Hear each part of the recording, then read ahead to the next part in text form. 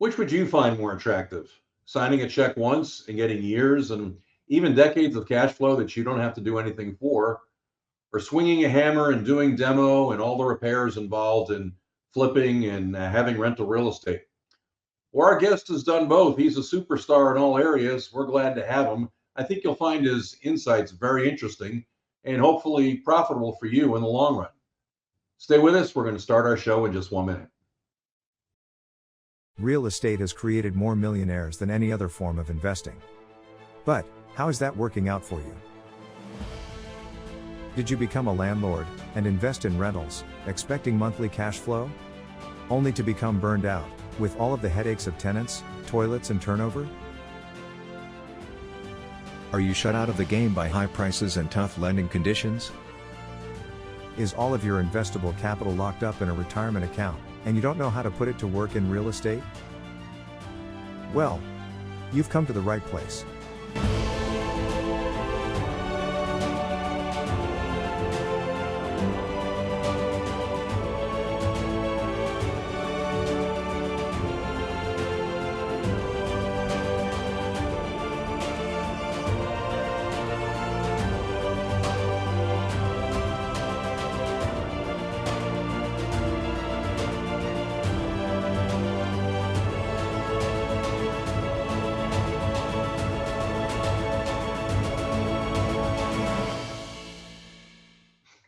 Well, welcome back. This is episode 12 of the Worry-Free Cash Flow Podcast.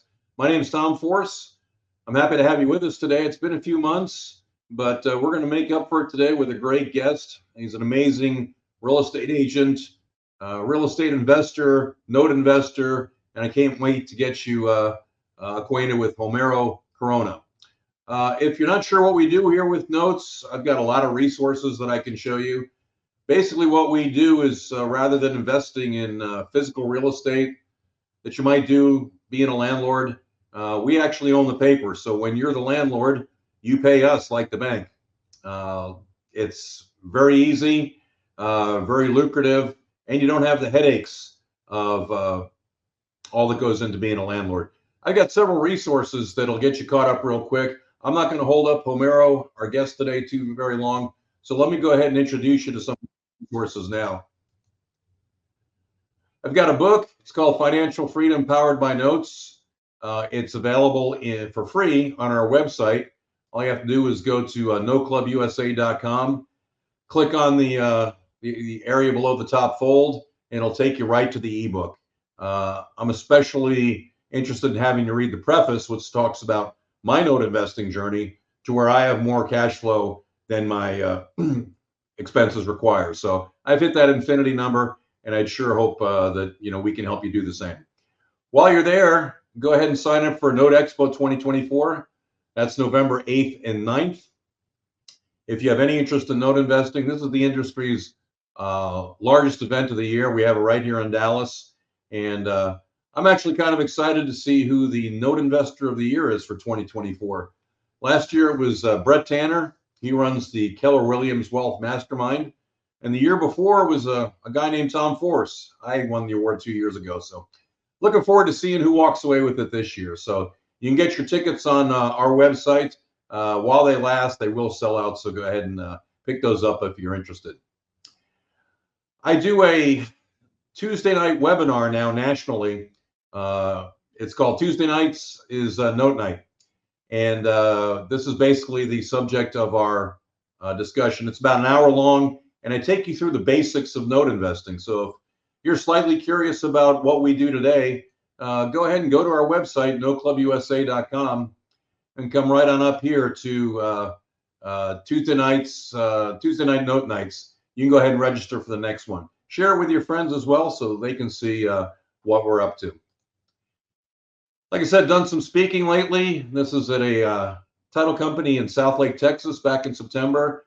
I've done smaller crowds, bigger crowds, but I always like the smaller crowds because we get to talk with a lot of questions, and there's usually a lot of interest in what I have to talk about. And it didn't help, or it didn't hurt at all that we had some wine going at this one. But if anything that you see today on the website with our presentation today with Homero or on our website interests you and you'd like me to talk to your group, I do it in person in Dallas. I can do Zoom around the country.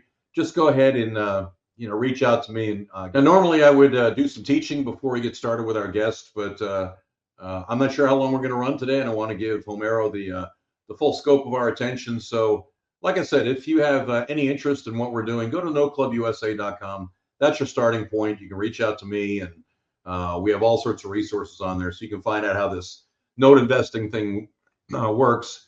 Also, if you're watching this and you're having trouble selling your property, we might want to have a conversation about seller financing and you becoming the bank. So reach out to me as well if you'd like to do that. So anyway, I'm going to go ahead and get our sponsors through here, and then we're going to jump right in with Homero. So let's look at our sponsors, and then let's get the party started.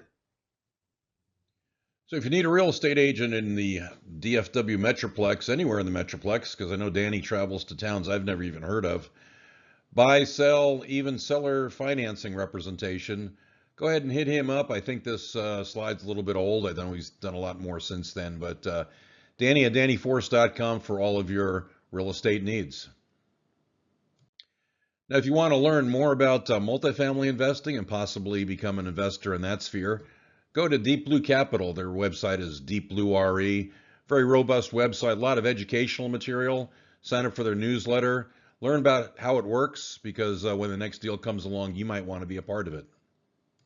In fact, while you're at their site, go ahead and subscribe to their More Doors podcast. I think they're up in the 70s now in episodes, but they bring on experienced syndicators and operators in the multifamily space, and you can't help but learn a lot. You don't know what you don't know. So if you want to learn more about multifamily and the syndication business, make sure you subscribe to the More Doors podcast. Now, we've said it a million times, if you're going to scale your real estate business, you need professionals to help you with various aspects of what you do, and none is more critical than property management for your rentals. And look no further than Homer Property Management. They're very big here in DFW. They've expanded to West Texas. See if they're in your area, but give them a shout. Dana Wynn and the team over there, they knock it out of the park. HomewardDFW.com. Now, one of the many secrets to Homeward success is they actually have their own in-house home maintenance team. And now you can go ahead and use them as well. They're ProCare Home Solutions. All your home maintenance and even remodeling services for your flips, go ahead and give them a call, ProCareDFW.com. You'll be glad you did. Now, for our real busy North Texas real estate agents, you know deep down that if you could pass off transaction management to a professional, you could get more done and make more money. Well, look no further than Infinity Source. Their team is committed to managing transactions and listings with meticulous attention, ensuring that each deal stays on course and progresses seamlessly. By handling the day-to-day tasks that often consume your valuable time and resources, they enable real estate agents to remain in dollar productive mode, ultimately leading to increased efficiency and the ability to close more deals. You got to check them out now, infinitysourcere.com. You may be tuning into our podcast and realize you have a note or a few or a dozen that you might like to unload for some quick cash. Well, look to our partners at TPF Note Buyers. They have an online hub that will allow you to go ahead and submit your information and get a free quote to sell your note. Once again, tpfnotebuyers.com. And finally, if you want to launch your own podcast, get your name and brand out there, don't do what I do and broadcast at home from your fallout shelter in North Texas. Contact my buddy Jesse Showalter at tourstudios.com. He has an expansive studio in North Dallas. Whether you just need post-editing help or the full kit and caboodle as far as a studio and the lighting and all that, he's your guy. He'll make you look professional. That's tourstudios.com. Okay, we're back. We're with my friend, superstar Homero Corona. You'll get to know him through our note school circles, but he's really been lighting on fire around here, and I've been itching to have him on. He's a tough guy to pin down, and glad to have him here today. How you doing, Homero? I'm doing well. How are you, Tom? Doing great. Staying busy, loving this business just like you do. I follow you on YouTube, and I know you and your partners have a lot going on. So when I do presentations on notes, I like one of your case studies, and glad to have the man on here today to talk about it, give a little bit of credibility to what I'm talking about. So anyway, I know a lot about you, but for those of you who don't know your background, I know you haven't always been in real estate. So why don't you tell me how you started out, your background, and what made you get into real estate and when that happened, and just kind of tell us your story. Sure. Well, thanks for having me on, Tom. And yeah, for those of you guys that may not know, a little bit about my background. So I've been in sales for quite some time. I've done a little bit of different things when it comes to sales. I actually did a lot of network marketing early on. And, I didn't earn a lot, but I learned a lot. And one of the things that, along my journey was all about personal development, getting into some of the books. And one thing that was kind of a common denominator for a lot of successful multimillionaires and people that really created wealth was real estate investing, right? And I always knew that real estate investing was going to be able to, take me and my family to wherever, that I wanted to be, and really get that financial independence and get that residual income, right? Sure. Of course, like a lot of folks, I just didn't know how to get started. And, real quickly, right before I got into real estate, the last thing that I did was I was in car sales. So I did car sales for about 4.5 years. The last dealership, I was selling Toyotas. And, the thing that was always, in the back of my mind, I always said every time I sold a car, I'm like, well, getting a commission is great, but what if there would be a possibility to get paid, maybe even if it's a little bit on the monthly note that the buyers are, on the car. I always thought about that. That would be interesting to build something. But of course, you only get a one-time commission. And one thing that we always say in the car sales is you're only as good as your last sale, right? Right. You can have a great month, but guess what? Next month, you got to start again. And when I got started in the car business, I knew early on that it wasn't something that I wanted to do long term, because, I was always going to have to be working. I wanted to build something where if I wasn't really working, I was going to be able to generate, income. And, I think there's different stages and phases in life. And one thing that I've learned, along my journey is that you want to get to the point to where money's working for you. Right. Mm-hmm. And that's the main reason I got into notes. So to kind of really help people understand my journey in real estate investing is in 2018 and previously, I had met some friends that were in real estate. One of them was a fix and flipper, and one of them was a buy and hold landlord guy. Right. So I got a chance to ask them both questions. They both helped me along my journey. And in 2018, I got my real estate license. My friend recommended to get my real estate license so I can really get a foundation on contracts, really understanding certain things when it comes to real estate. So that's what I did. And I started wholesaling. Okay. One thing that I realized is that the more difficult something is, the less likely people are to do it, and the more opportunity typically, right? Sure. So what I started doing in 2018, I started door knocking, right? Mm-hmm. If you guys really get a chance to know me, I'm not really afraid to get no's. I'm not afraid of rejection. And for a lot of people, they are, right? I think one thing that I always say is that it's always worse in your mind than it is in reality. People always think that, people are going to be cursing you out or, pulling a gun when you're door knocking. And that was never the case for me. People were, for the most part, very friendly. Of course, there's, people are going through an unfortunate situation, because when I was door knocking, I targeted foreclosures. Okay. So that's what I was going to ask you, what your target was on that. So for those folks out there who don't know what door knocking is, why don't you kind of take a little deeper dive into what's involved with that? Yeah, exactly. So the first thing that, like I said, is, what's the most, highly chance that somebody not only wants to, but needs to sell their house is people that are in foreclosure, right? People that are about to lose their house from the bank foreclosing on them. So I grabbed the list, and what I did is I started door knocking, meaning I would actually go to the homeowner's address, to their physical house, door knock them, and basically, try to get them to sell me their house. So that's what I did. I remember one time when I started getting success door knocking, I remember one of my friends that I met along the journey said, "Hey, I want to go door knocking with you. Do you mind if I come?" I said, "Sure, no problem." We went on a Saturday, and he's like, "Man, this isn't that much fun." I was like, this is what it takes. Yeah, absolutely. But the thing is that, if you were to door knock, you may go door knocking one day, and you may not get results that day, but you may have a great conversation, or maybe the next day, whatever the case may be. But the thing about it is you only need one person that says yes. That's true. And the timing might not be right for them, but correct. If they have your card, they're like, hey, that sharp guy showed up on my door.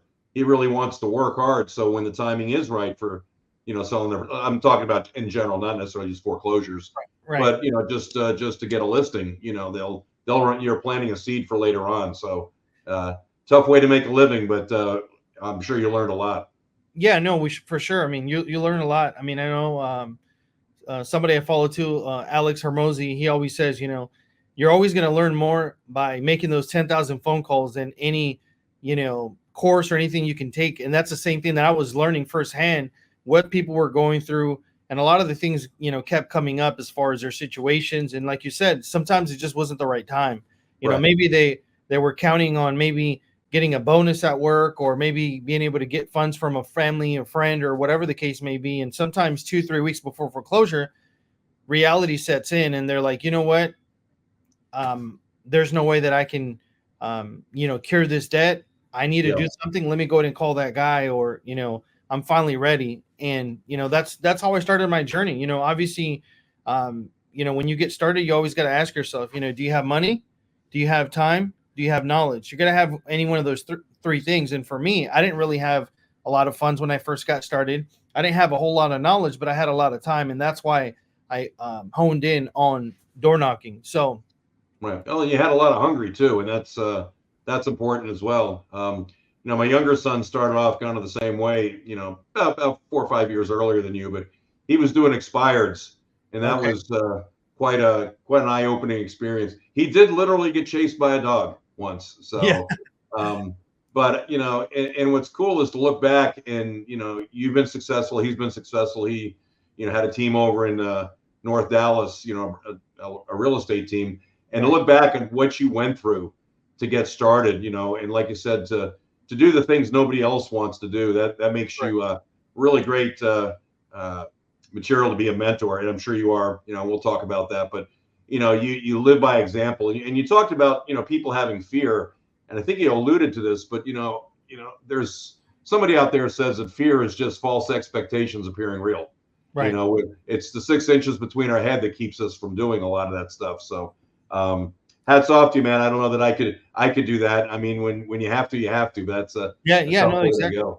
Yeah, and like exactly what you were saying. I mean, people just have a lot of fear, and the thing is that you just got to go through it, especially when you're in a situation where you need to make it happen, and that there's people out there that need your help, and that's what was my mindset going in. Is these people really need my help? They're lost.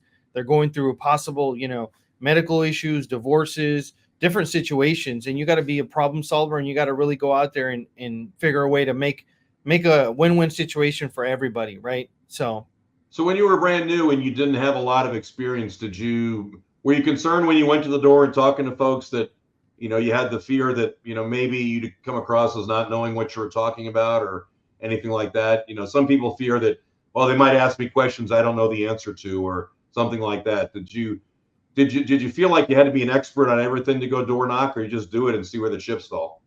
That's exactly it. That's always kind of been my mindset is, take a little bit of knowledge and a lot of action. Right. So, I would, go to YouTube, and then I also would go to different classes that were, RIAs locally about, different situations. But that's the thing I think that, holds a lot of people back, and could have, would hold me back at times as well, as saying, what do I exactly say to this homeowner? What if I don't know if I'm getting a good enough deal to get it under contract? So many things, right? But I just went out there and just, took action. And I didn't have all the answers at first, but I started learning fairly quickly. And I knew that the more repetitions I got, the better I was going to get, and the better I was going to be able to answer those questions. So for me, really, I'm not the brightest person in the room. And the way that the way that I approached it is, I said, because I don't really understand numbers very well as far as, the renovations and everything like that. I just know that I need to try to get this property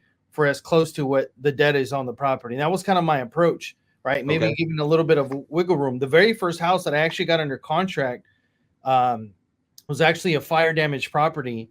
And I actually have a video on it. I recorded it. I need to release that, but it was kind of crazy. It was actually in downtown McKinney.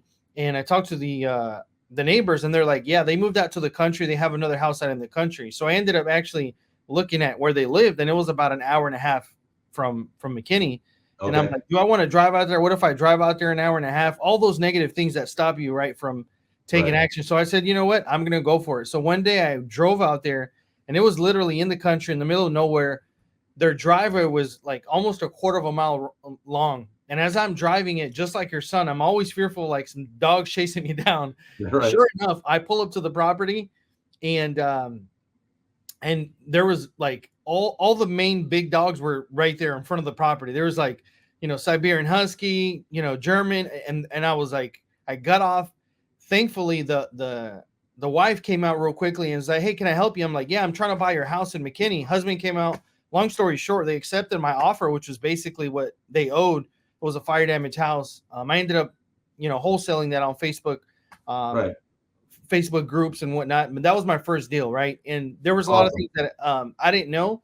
And the one thing is, always having mentors or people around. So if there was ever a question, some of the friends that helped me out early on, I would just call them up and say, "Hey, what do you think about this?" Or, can you help me out with the contract or whatever the case may be. So that Right. really helped me along the way, is having 2 or 3 people that are willing to help.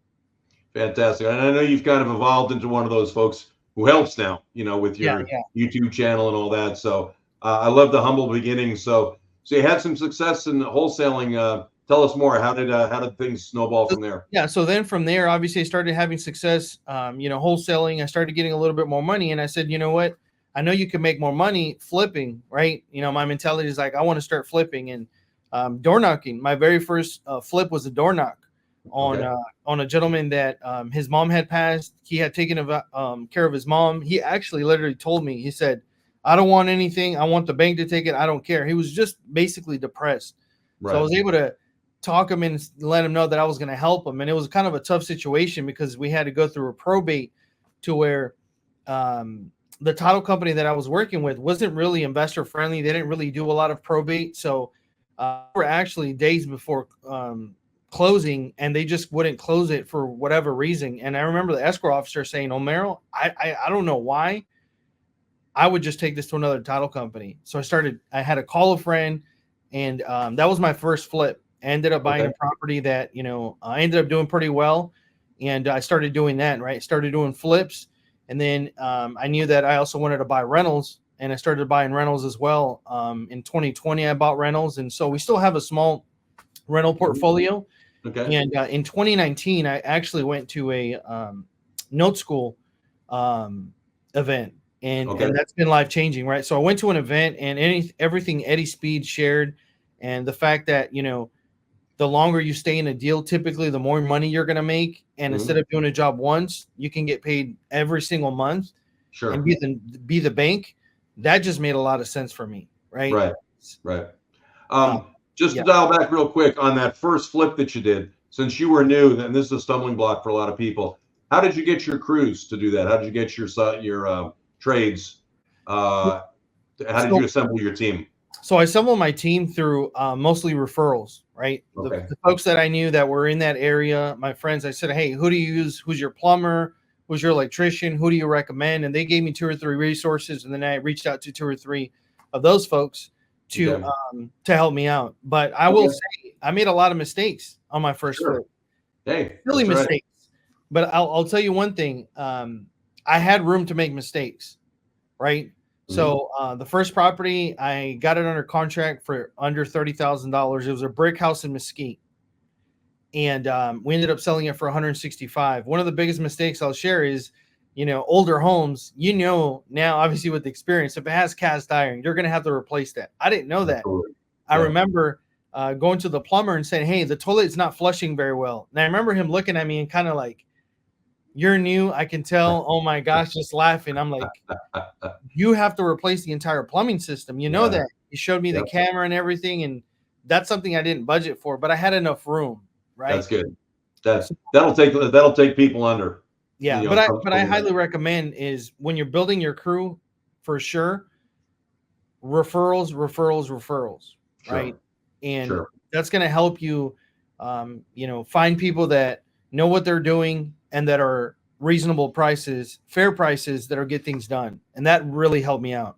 I'm glad you're able to at least make some profit on that first one because that first one's the toughest one. And I think we have a joke, in our circles that there's a lot of people in DFW area who've done one flip because it killed them, either financially, emotionally, or whatever. It just, HGTV makes it look so easy, right, man? It just isn't it? Just, yeah. So Yeah, for so sure. you found notes. So you found Note School in 2019. So what's your life look like since then? So, since I got started in Note School, I knew that out of everything that, we've done, and my wife is somewhat involved. She's seen the journey of obviously door knocking, wholesaling, fix and flips, rentals, and then notes. The thing that she loves the most is notes because it's, for us, the least amount of work and typically the most amount of profit, right? I mean, I know Eddie and a lot of people talk about and say, you can make more money with the pen than you can with the hammer, right? And we were really going out there spending a lot of time and energy and resources when we're doing fix and flips, rentals, and things of that nature. But notes just made a whole lot of sense. So we've started focusing and shifting to mostly notes. And we even started selling off some of our rentals to owner finance buyers and creating and originating notes. And so you're finding you're making more money doing that than just holding them as long-term rentals? Correct. I mean, just the cash flow is just, significantly higher and a lot less headaches, right? I mean, the only thing you literally got to do is making sure that they make their payment, making sure taxes and insurance are good, up to date. Other than that, you're good. You don't get those crazy phone calls.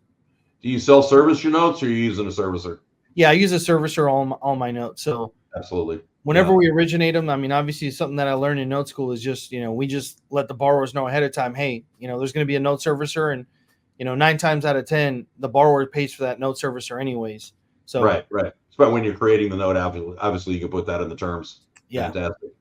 So I want to talk about one of your deals that I showcase, and I'm going to talk about in this podcast. So I'm going to show the slides, but when I do speaking events where I go out and talk about notes, and I love that saying, you can make more money with a pen than a hammer. I'm definitely going to have to steal that. I talk about your land deal up in Whitewright, Texas. I mean, I look at that, and that's literally money out of thin air, and you had to have the connections, and, I simplify it to make it look easy. But if you wouldn't mind, why don't you kind of walk us through how that deal started, how it worked out numbers wise, and where it's at today, because I think it's a fascinating story. When I tell it, people are like, no, that can't possibly happen. Well, folks, here's the man right here who did it. So I just kind of want to hear you take it kind of from beginning to end. Yeah, I mean, of course. I mean, I think we all have limited beliefs, and it's always great to hear and hear, the situation or story, an example of that exact situation, right? And that exactly thing happened to me, and I was hearing people doing deals on land, and that could also be very profitable, right? So what I did actually is I sent out a small campaign of people around my area that owned, I think it was 20 plus acres. And I just started reaching out, and I got in contact with actually a owner of land that was inherited, right? The funny thing is his father was actually a real estate investor. So his father had, about half a dozen rentals, and, he had that 65-acre ranch where he grew up on, and he had a sister. So his father passed away years ago. And when his father passed, him and his sister came into an agreement, and he told his sister, you know what? I really want the ranch I grew up in. You can have the half dozen rentals. And that's the agreement they came up with, and they were all happy, right? So, 65-acre ranch, and 40 out of the 65 acres he had sold on the retail market with a licensed agent. And I don't know the exact numbers, but I think he got about $500,000 for the 40 acres, right? Yeah. So he had sold that, and then he still had 25 acres left. A few acres, about 3 to 5 acres, his son lives on a house on that 25 acres. So when I reached out to him, he said, yeah, you know what? I might consider selling about 20 acres. So he wanted to keep 5 acres for his son, and about 20 acres is what he wanted to sell. So we started the conversation, and I remember walking the property. He took me on his ATV, and we drove it, and I'm like, man, this property is beautiful. And one thing that I know, based on our mentors that they, teach is the installment sale, having the ability to give you your equity over time, as opposed to a lump sum of payment. Mm-hmm. For a lot of folks, whenever they sell, whether it's land or a single family house, typically it's the most amount of money that they've ever seen in one transaction. Sure. Right? And for a lot of folks, they just don't know how to manage that money. And that's exactly what happened with this particular family. Is he told me, he said, me and my wife discussed it, because one of the things that I asked him is, I said, would you guys consider for me buying the property, but instead of giving you a lump sum of money, just giving you payments over time? Right. And As I understand it, they sold the first 40 acres, and it was like, almost $500,000 or so, right? Maybe a little bit more. yeah. And they burned through it pretty quick. Yeah, I mean, he went out there. He showed me. He's like, man, look at it. I just got a triple wide. I got an RV. Yeah. I got, he bought all his toys, and that money went quick. In less than 6 months, I think it was all spent. Wow, 6 months. He was out of cash, and that was the reason that they wanted to sell the 20 acres. So when I said, would you be open to getting payments over time? He actually said his exact words. Me and my wife discussed it. My wife said that she actually prefers that, because it would make her feel more comfortable knowing that she would get a steady stream of income, right? Knowing that we're not all going to spend it. And he started chuckling, because he's like, yeah, we would probably spend it on something silly if we just get the money. Yeah. So we preferred that.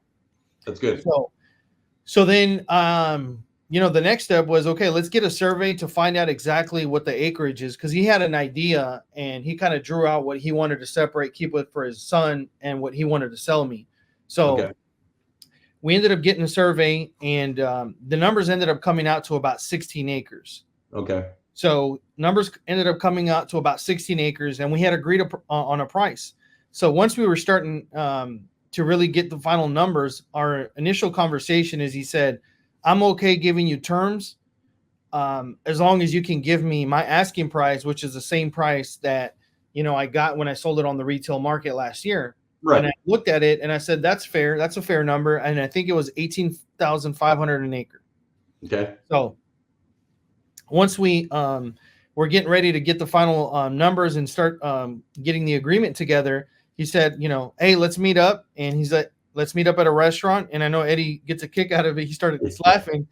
And the restaurant was a gas station out here in North Texas where they sell food. I've seen the picture in your presentation. Yep. So we go to whatever it takes. Yeah. So we go to a quick stop, and we sit down, we start talking, and, we're like, okay, we're good on the price per acre, 18.5. We're good there. Okay. Down payment. We'd like a down payment. I said, okay, let's talk about that down payment. What are your cash needs? What is it that you guys are needing? And they're like, well, we'd like to get about $50,000. And I said, well, $50,000, that seems like a little high. I'm not sure I can do $50,000, but I could probably do something. What if I can do 25? Okay. I said, great. Like, we can do 25. So we agreed on that. And the next step is like, okay, let's agree on a monthly payment, right? We didn't talk rate. We're just, what's the monthly payment? They're like, can you do $1,500 a month? We'd be great with that. And of course, I mean, obviously, I'm just always trying to get the most comfortable, lowest down, monthly payment as possible. So I said, what about $1,000? That's what I was thinking. Right. So, and we agreed. And he said, you know what? If you could do $1,200, I think that's fair. $25,000 down, $1,200 a month. Okay. I said, okay. So I'm going to pay you $1,200 a month until the property's paid, and then $25,000 down. Right. And he said, that's fair. We shook hands. Everybody is happy. We took pictures. And then I said, okay, let me start working the agreement together. So the next day he calls and he says, hey, me and my wife were thinking, we were doing the numbers, and $1,200 a month, man, that's going to take forever for you to pay us off. We're in our 60s. I don't even know if we're going to live that long. Right. And they were a little concerned about taking so long for them to get paid. So we ended up, putting on the agreement that we would do a 12-year balloon, and they were comfortable with that. And I said, okay, well, we're going to pay $1,200, and then there's going to be a smaller balloon at the end of 12 years, and I'll make sure to get paid. Worst case scenario. Right. Okay. I said, great. So that's the transaction. That's how I 0% interest. It was never even discussed. 0% interest. He was never discussed. It and happens. The crazy thing, even the title company, when I sent them the agreement, they're like, hey, I think there's a mistake here. You guys didn't put the interest rate, or I don't see it, or is it They don't know 0%. how to put that in. They have to have something, right? Right. Yeah, they were a little concerned. So they actually made me re-sign the contract with the seller and say, hey, can you explain and making sure that he knows this is a 0%? So I had to go and say and basically explain to the seller, hey, I know we agreed on these numbers. The title company just wants us to make sure that they're all good and for them to draw up the note and the deed of trust. Of course, we agreed $1,200 is 0%. Okay, yeah, of course, yeah, that's great. So they were more concerned and happy with the $1,200 in the down payment. That's what they were wanting. Sure. Right. Okay. So that's the acquisition side. So that was the acquisition side. Okay. So now tell the like the story goes, tell the rest of the story. Right. Yeah, the rest of the story, right? The really good part, right? You don't really want to own the land. I mean, it's nice to have, but it's nice to have, but it's going to be a cost for me, right? I'm gonna have to pay $1,200 a month, and it not generating any income. Right. It doesn't generate any income, right? In this business, for me, I want cash flow now, right? So I knew that it would be a desirable property for somebody. So what I did is I made literally one phone call, one message to somebody that I previously had sold a 2-acre tract in Anna, right? Okay. So this buyer, he owns a very successful excavation company, right? Okay. So when I sold him the 2-acre tract, he was just really buying the 2 acres to really store his trailers and his equipment, his tractors, excavators, all that. Right. And I remember when I talked to him, he said, well, if things go well, maybe in the future you can help me get some more land, I might grow out of this. Right. So I remembered and I said, hey, I haven't talked to this person in about 2 years. Let me reach out to him. Maybe it's time. Maybe he's looking. So I reached out to him and I said, hey, I got this 16-acre tract out in Whitewright. It's about, 18 minutes or so from the last property that I sold you. Would you be interested? I'm going to sell it to you. And then I had told him a price of $26,500 an acre. And he's like, sure, it sounds interesting. I'm actually looking for something just like that. Send me the address. So I sent him the address and he said, man, this is something that I think I'm really interested in. When can we go out there? Once we had the survey done, we went out there on a Sunday afternoon and I show him and I walked the property. We already had the pink flags from the survey. I showed him exactly where the property was that we were selling.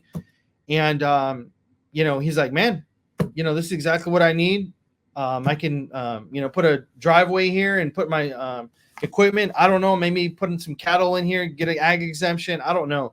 But price is fair. Everything is good. So for us, we just needed to talk about obviously the payments as well and the down payment rates and all that. Right.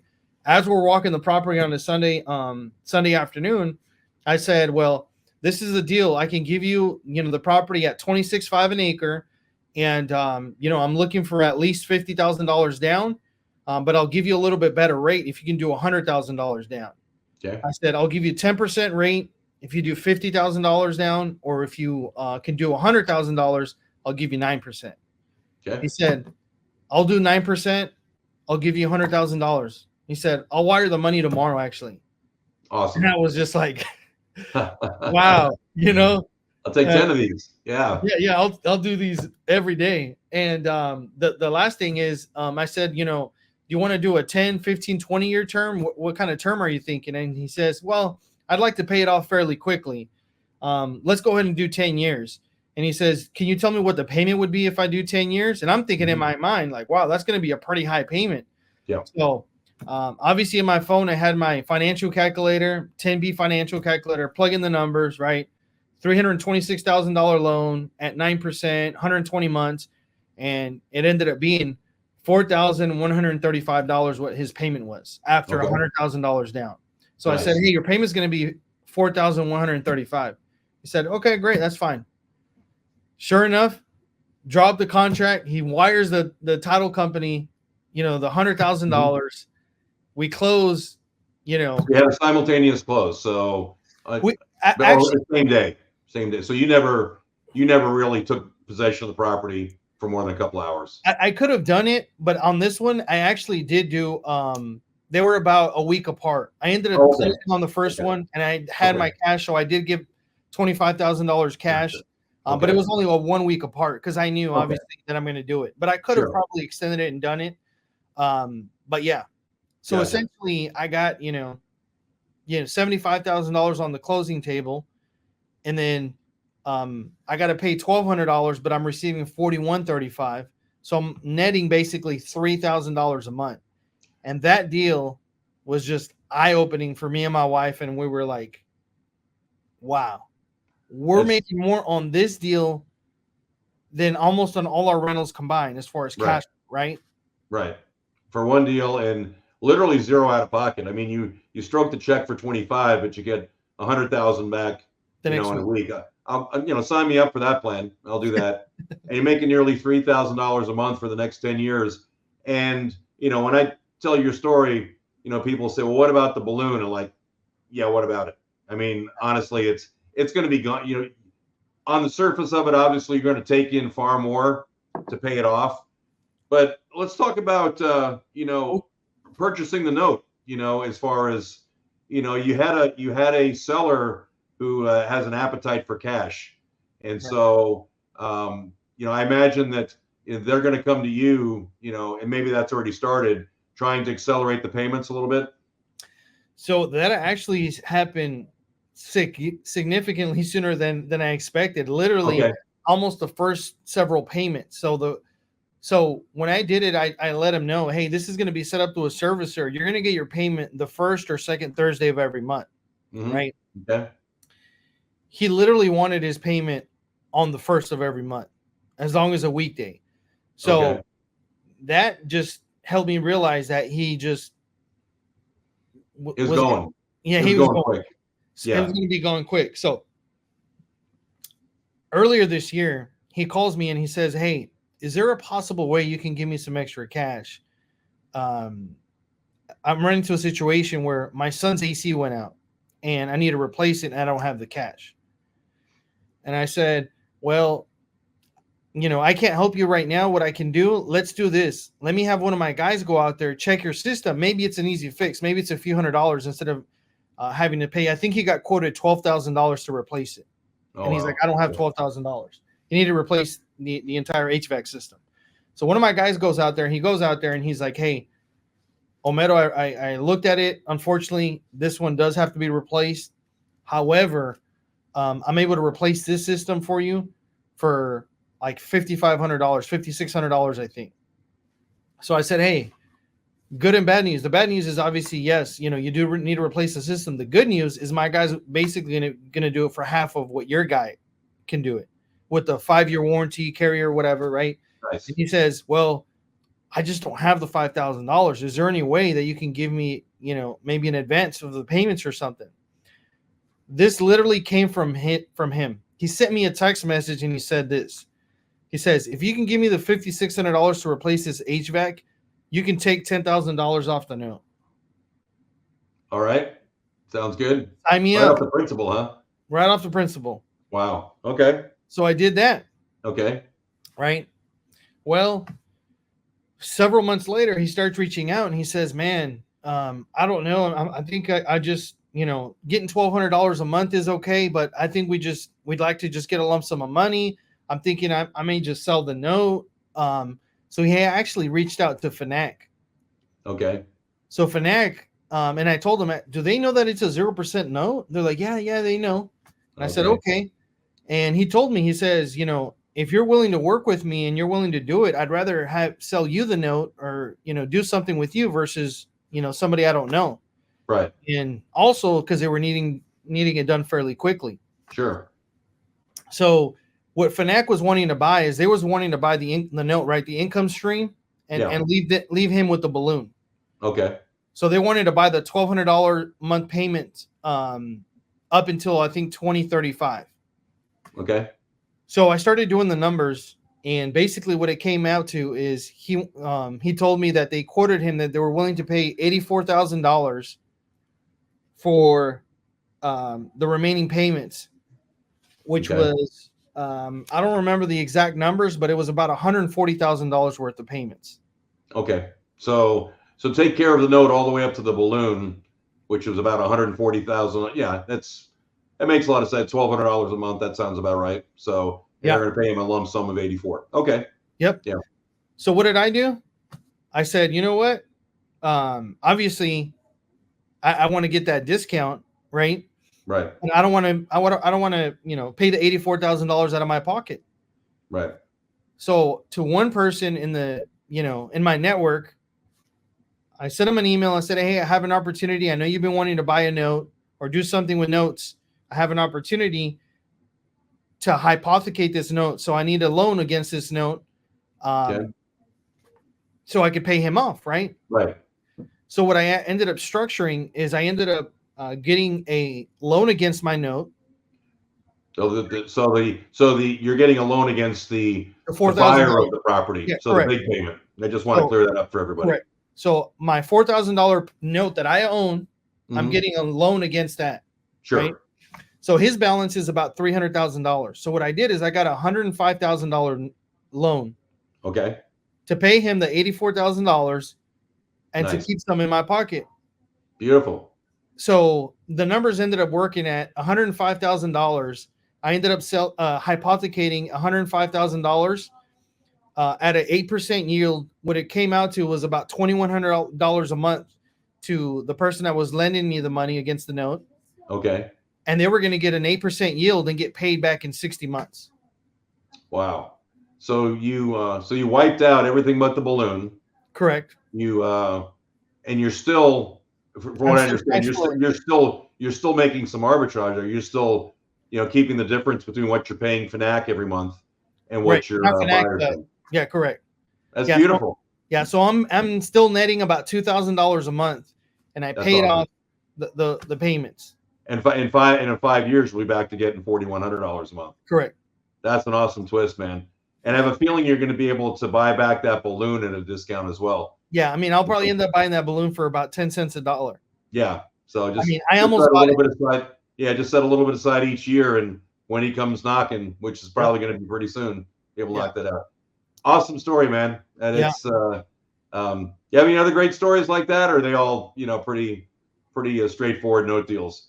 We don't have to go into it in deep, but yeah, I mean, there's several stories, but I mean, I think what people really need to understand is as I like to say now too, the money's in the money, right? Really understanding financial modeling and what you can do with notes. There's just so many things that you can do with notes that I had no clue, right? Right. I didn't know that you can get a loan against a note, and come to find out, a lot of banks do it, right? Right. A lot of hard money lenders do it, right? They'll lend you, the money, and then they'll take that note as collateral and to get 60-70% against that note or whatever the case may be. So so now, I mean, there's a lot of stuff that we're doing with my partner Joe, who's just an incredible person and very giving. Right now we're getting ready to close on a 10 note portfolio here in North Texas. And are these performing, non-performing? These are all performing notes that all been seasoned for about 10 years. Nice. Fantastic. And, the loan to value, investment to value is like 30-40% on all of them. So it's just a great deal. And how'd you guys find that? That actually came through referral through somebody that was in my network that contacted him originally as a landlord, because he is a landlord, and he's a tire landlord. He just wants to get out of the business completely. So we ended up buying 2 rentals from him earlier this year. And he told me he had a note portfolio that he was considered selling. And we started the conversation, and, we came to an agreement, and, he just seems like he wants to get out of the business. He's been in the business since, I think, the 90s. Okay. He built a lot of homes out here in Grayson County in that area. And, he just doesn't want to deal with it anymore. I mean, the thing with him is that he's self-servicing the notes. A lot of work. And that's a lot of work. Yeah. So I started talking to him and asking him, are these being serviced by a note servicer? And he's like, what's that? Okay. So, yeah. I mean, there's nothing wrong with that, especially if you're doing it right in your own state. Right. But, but it is work. It is work, and there's a lot of accounting involved, and, the consequences of screwing up are pretty significant. I mean, for me, it's just a no-brainer. I mean, it's $35 a month for a note servicer, and they're worth their weight in gold. And like I said, whenever we originate them, the borrower's always paying that fee anyways. So for me, I just think it's important to have a note servicer. Absolutely. So, We'll wrap up here a little bit. It's been a great talk, man. You're very inspirational. So you and Joe, what's your business plan going forward? What does the next couple of years look like for you? What do you obviously you planted seeds a while ago and they're bearing fruit. It sounds like you have a network now where folks are contacting you and you're getting deals. So what does the future look like for you? What are your immediate goals and what are you guys doing to make the most of that? I think our goals are just to give back, as you mentioned early on. Is we're doing webinars, we're doing in-person live events here in McKinney, North Texas area, where we're just talking on notes, Okay. all the different things that you got to learn, because it is a process. So we're giving back, we're doing that. We're even thinking about putting a small mastermind together with people that have a little bit of experience, that we can all collaborate, help each other out, kind of see what's working, and we all need different things, right? So we're putting that together.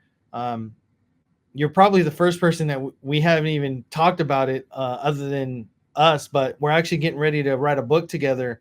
Okay.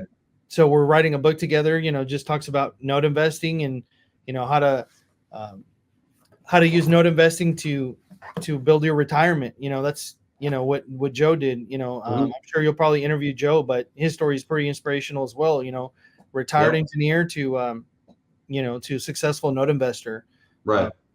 So I like your story as well. I know we haven't had a chance to deep dive, but I think that's pretty cool on everything that you're doing as well and giving back. So we're looking to just give back and create a network of opportunities for people to be able to do deals together, learn from each other. And yeah, I think, out of everything that we do, we just really enjoy giving back. And that's really exciting for us. Well, that's what I like about our community is it is fairly small and where you and I share a goal of growing it, but at the same time it's fun because I don't look at you as my competition. Right.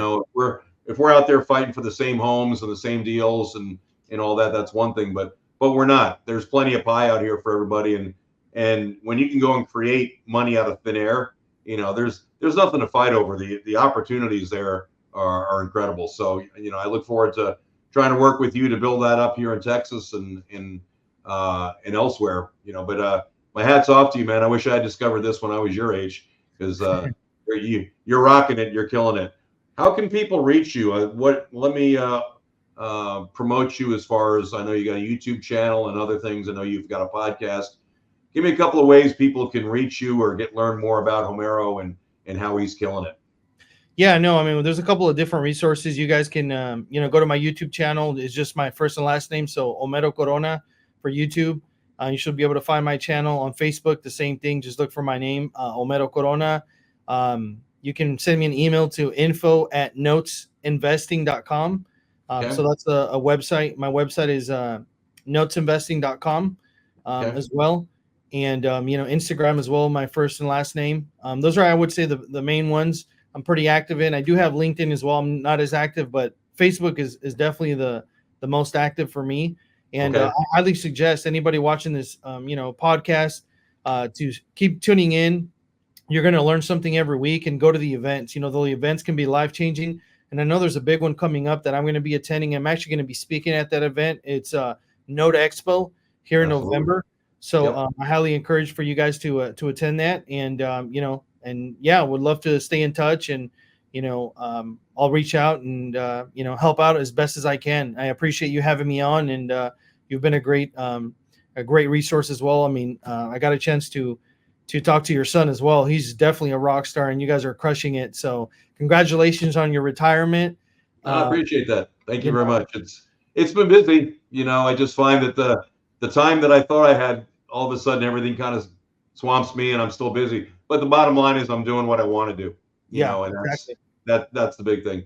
And I enjoy talking to you because it's evident that you're not working anymore. You're enjoying what you're doing. And when you enjoy what you're doing, you're helping people, making money. It doesn't seem like a grind or a job, No. and I'm really happy for you. So thanks so much for joining us, Homero. I'm going to get all your information out there. And for those of you who want to see him in person, if you got time, sign up for Note Expo. I'm going to have some info here as we come back from the break. But you can get tickets, pick Homero's brain, see him speak. Just a treasure trove of not only knowledge but inspiration. It just man, you put your nose to the grindstone and just rock. So I'm blessed to have you on my show today, and I'm sure everybody got a lot out of this. And we look forward to having you back, and wish you all the best, my man. Appreciate you, Tom. Yeah, we'll talk to you soon. Hi. Have a good one. Appreciate Thanks, it. You too. Bye-bye. Bye.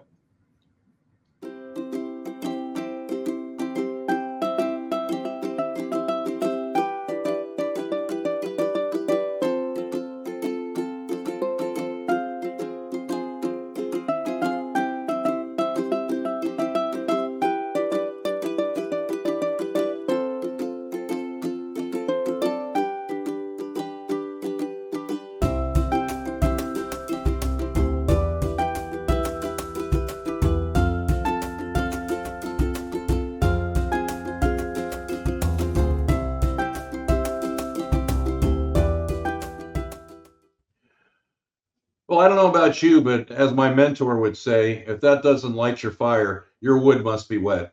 What a great guy. What a great story. What a hard worker. I love the story about the land, and I use that as a case study and all of my teachings about notes. Just creating money out of thin air. And it's nothing special other than hard work. He took his knowledge, went out there and put it to practice. So it's nothing you can't do.